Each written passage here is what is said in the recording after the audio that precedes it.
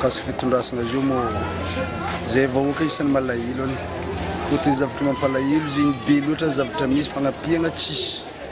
ke mba miangavy zay anareo mba lainy mahitahita mba tokony andrendraikitra amin'ity fitondrasana ty fa marary amin'ny vahoaka zegny ny fitondrasana amin'izao fotoana izao zegny karaha tsisy mihitsy fanjakana ke le problème mipetraka zegny fanjakana zay koa fa misy raha mandalo mba fa tokony misy raha raiky zegny sambory ke anao ndraiky komandary tsisy valy ny teninao mipidana baka io ke izy zegny afaka ataoko hoe mba miangavy atsika zegny amin'ny lohany mba namatra ndraikitra amin'ny raha ty fa marary mafy zay malagasy amin'ny fitondrasana zavatra misy amin'izao fitondragna zao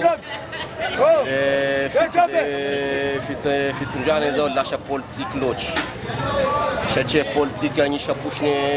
indreo agnabonabo avao dia madiniky natao totry fanongagna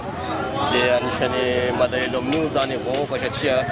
ny apapany loatra dia politika jusqu'à mes district aty zany niazeny ty politika ty